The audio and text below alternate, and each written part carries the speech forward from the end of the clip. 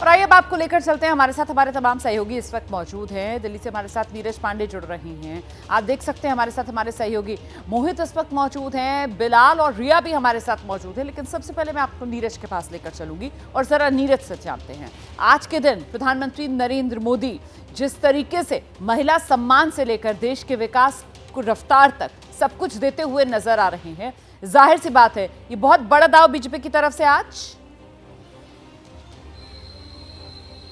देखिए रोमाना, यही प्रधानमंत्री की खासियत है। सुबह शुरू होते हैं एक अलग कार्यक्रम से शुरू होते हैं और शाम तक वो तमाम ऐसे कार्यक्रमों से होकर गुजरते हैं कि न सिर्फ महिलाओं को, विकास की योजनाओं को, पार्टी के कार्यक्रम सबको कनेक्ट करते हैं। आप देखिए अभी शुरुआत कहाँ से करेंगे? शुरुआत करेंगे अभी द्वारका एक्सप्रेसवे से, द्रोण दीदी कार्यक्रम से। उसके बाद जो है डिफेंस के प्रोग्राम में जाएंगे, डीआरडीओ के प्रोग्राम में जाएंगे। शाम को भारतीय जनता पार्टी के केंद्रीय चुनाव समिति की बैठक है। तो प्रधानमंत्री नरेंद्र मोदी अपना एज ए प्रधानमंत्री भी कर्तव्य निभाते हैं, एज ए कार्यकर्ता भी कर्तव्य निभाते हैं। और बड़ी बात यह है कि चूंकि चुनाव आचार संहिता लगना बहुत थोड़े दिन बाकी रह गए, उससे पहले बहुत सारी ऐसी योजनाएं हैं, बहुत सारे ऐसे कार्यक्रम हैं जिन्हें लोगों को समर्पित करना जरूरी है। जैसे आज द्रोण दीदी कार्यक्रम बहुत बड़ा, बहुत उपयोगी कार्यक्रम है। ऐसे बहुत सी महिलाएं हैं जो सक्षम महिलाएं हैं, किसानी करती हैं और अलग अलग अपना व्यवसाय करते हैं, उनको द्रोण बांटे जाएंगे। उन द्रोण किस लिए बांटे जाएंगे? ताकि उन द्रोण के जरिए वो अपने दवा का छिड़काव कर सकें, निगरानी कर सकें, फसलों की निगरानी कर सकें। बहुत सारे ऐसे कार्यक्रम हैं। द्वारका एक्सप्रेसवे ये बहुत इंपॉर्टेंट एक्सप्रेसवे है जो हरियाणा और दिल्ली दोनों को जोड़ता है। और आप समझिए कि जो कह सकते हैं द्वारका से सीधे कोई किसी को निकलना होगा तो वो जयपुर एक्सप्रेसवे के पास तक कनेक्टिविटी है उसकी। तो आप ये करीब करीब 20 से 25 किलोमीटर का जो ये पैच है, ये अपने आप में बहुत जाम वाला रहता था। जिसको भी द्वारका एक्सप्रेसवे गुड़गांव की तरफ जाना होता था, द्वारका से होते हुए घंटों घंटों उसको जाम में फंसे रहना पड़ा। लेकिन इस एक्सप्रेसवे के बाद से लोगों को सुविधाएं हो जाएंगी और इतना अत्याधुनिक तरीके से बनाया गया है कि किसी को छोड़ा भी नहीं गया। दिल्ली का एक तरह से एक्सटेंशन ये होगा, हरियाणा और दिल्ली के बीच का ये एक एक्सटेंसिव एरिया भी हो जाएगा। वहाँ की जमीनों की कीमत बढ़ जाएगी। देखिए ना, एक तरीके से ये पूरा का पूरा दिल्ली और एनसीआर के लोगों के लिए आसानी बनता हुआ नजर आ रहा है। और जिस बात का जिक्र आप कर रहे थे कि घंटों घंटों के जाम से निजात मिल जाएगी, हम जल्दी से लेकर चलते हैं। अहमद बिलाल इस वक्त हमारे साथ जुड़ रहे हैं, गुरुग्राम से हमारे साथ मौजूद हैं। बिलाल, कहां पर हैं आप? क्या प्रधानमंत्री नरेंद्र मोदी को यहीं पर आना है? जरा तस्वीरें दिखाइए।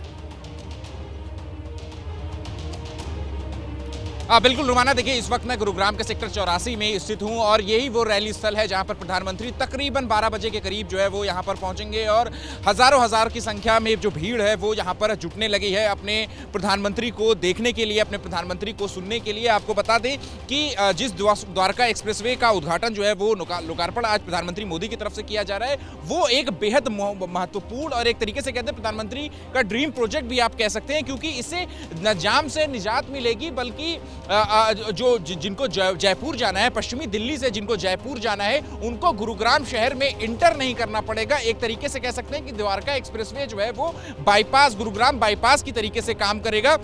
सीधे आप पश्चिमी दिल्ली से जो है वो जयपुर वाले जो एक्सप्रेसवे है, खिड़की दौला टोल तक ये एक्सप्रेसवे जो है वो बना हुआ है। तकरीबन 19 किलोमीटर की लंबाई जो है वो इस एक्सप्रेसवे की है। इसके अलावा जो सबसे बड़ी खासियत है इस एक्सप्रेस में, एलिवेटेड एक्सप्रेसवे है, यानी देश का पहला वन पिलर एक्सप्रेसवे जो है वो इसको कहा जा रहा है। तकरीबन 4100 करोड़ रुपए की लागत से जो गुरुग्राम का खंड है, जो हरियाणा का खंड है, उसका लोकार्पण जो है वो आज प्रधानमंत्री मोदी की तरफ से किया जा रहा है। लेकिन इसका जो असल लाभ है वो आपको अगस्त के महीने में भी देखने को मिलेगा, जब ये एक्सप्रेसवे पश्चिमी दिल्ली के शिव मूर्ति चौक से कनेक्ट करेगा इंदिरा गांधी इंटरनेशनल हवाई अड्डे को। तो उसके लिए भी एक तकरीबन 3.5 किलोमीटर की टनल भी बनाई जाएगी। उसका काम भी जो है लगभग पूरा हो गया। लेकिन आपको मैं रैली स्थल की एक बार फिर से तस्वीर दिखाऊं, यहाँ पे सुरक्षा के लिहाज से भी काफी चाक चौबंद जो है वो व्यवस्था जो है वो यहाँ पर उसके बाद सुरक्षा को लेकर विस्तार से आप जानकारी दीजिएगा, तस्वीरें दिखाइएगा। अब जरा जल्दी से मोहित का रुख कर लेते हैं और मोहित से ये अच्छा पहले रिया के पास चलते हैं। रिया, आप भी यहीं पर जहां रैली होनी है वहीं पर आप भी मौजूद हैं? आपके पीछे भी काफी बीजेपी कार्यकर्ताओं की भीड़ नजर आ रही है।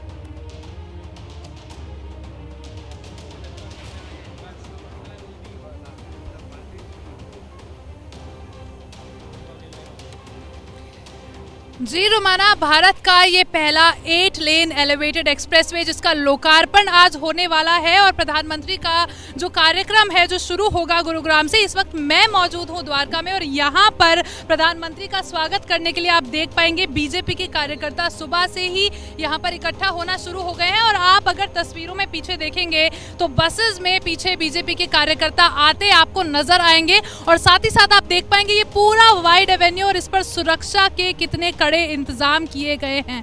तो ये जो तस्वीरें हैं दिल्ली के द्वारका की हैं और यहाँ पर धन्यवाद मोदी जी के पोस्टर्स के साथ आपको लोग नजर आएंगे और आप यहाँ देखिए सुरक्षा के कितने कड़े इंतजाम है यहाँ पर। पूरा वाइड एवेन्यू इनसे जानिए कि द्वारका एक्सप्रेसवे ये देश का पहला एलिवेटेड एक्सप्रेसवे जब बनकर तैयार हो जाएगा पूरा, अभी तो पहला चरण है 19 किलोमीटर जो हरियाणा के हिस्से में आता है जिसका आज उद्घाटन होने जा रहा है, और जब ये पूरा का पूरा देश को समर्पित हो जाएगा तो फिर यहाँ द्वारका के लोगों की जिंदगी कितनी आसान होगी, जरा पूछिए। अब की बार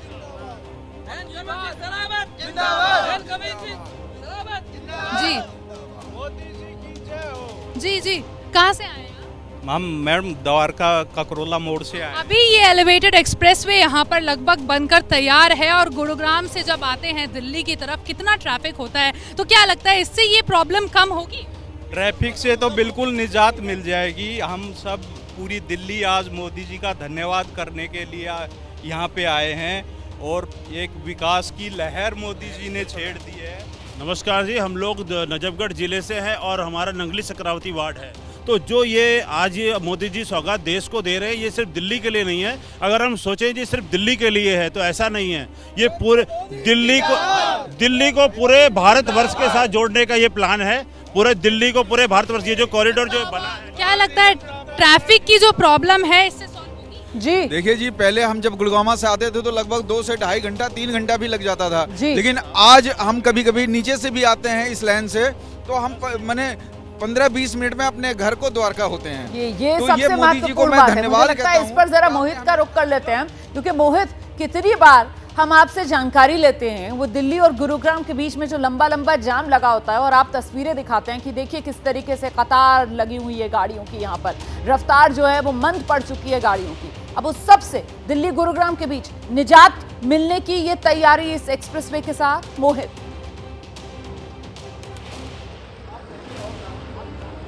जी बिल्कुल, मैं आपको बताना चाहूंगा द्वारका एक्सप्रेसवे जो योजना थी उसको गुरुग्राम में क्यों लाया गया। मैं सबसे पहले आपको बता दूं कि मानेसर के अंदर देश की सबसे बड़ी कंपनी मारुति बनी है और तकरीबन 1.25 लाख लोगों की 4 शिफ्ट इसमें चलती है। इसमें 30-30 हजार लोग जो हैं हर एक शिफ्ट के बाद निकलते हैं। तो ऐसे में जो वो ट्रैफिक था, वो जो लोग थे, वो जो वाहन थे, वो सभी जो है NH-48 की तरफ अपना रुख करते थे और दिल्ली NCR के इलाकों तक पहुंचते थे, जिससे लंबा जाम लगता था। तो ऐसे में द्वारका एक्सप्रेसवे को इस तरीके से जो है तैयार किया गया जो कि सीधा मानेसर से आने वाले ट्रैफिक को हीरो होंडा चौक से ही डाइवर्ट कर दिया जाएगा और हीरो होंडा चौक के माध्यम से दूसरा खेड़की दोला टोल से पहले ये द्वारका एक्सप्रेसवे जो है कनेक्ट होता है NH-48 पर, जो कि सीधे तौर पर उस पूरे ट्रैफिक को द्वारका एक्सप्रेसवे के माध्यम से दिल्ली के अलग अलग इलाकों में पहुंचाने का काम करेगा। साथ ही साथ द्वारका एक्सप्रेसवे का एक हिस्सा जो है कहीं ना कहीं वो झज्जर के रास्ते होते हुए KMP से भी जुड़ता है, जिससे कि KMP के माध्यम से बड़ी जो गाड़ियां, जिस तरीके से मारुति गाड़ियां बनाती है, उनके बड़े बड़े जो ट्रक होते हैं, ट्राले होते हैं, उसके एक बड़ा जो जाम है वो गुरुग्राम में देखने को मिलता था। पहले NH-48 से पहले कापासेड़ा इलाका पूरा जाम होता था क्योंकि वहां पर ये पूरी गाड़ियां असेंबल होती थी और यहाँ पर उनकी मैन्युफैक्चरिंग होती है मानेसर में। तो ऐसे में इन दोनों इलाकों को राहत दिलाने के लिए NH-48 पर ट्रैफिक को कम करने के लिए द्वारका एक्सप्रेसवे परियोजना को लाया गया। बहुत अच्छे तरीके से पूरी बात दर्शकों तक पहुंचाई है। मोहित, रिया, बिलाल, आप तीनों का बहुत शुक्रिया।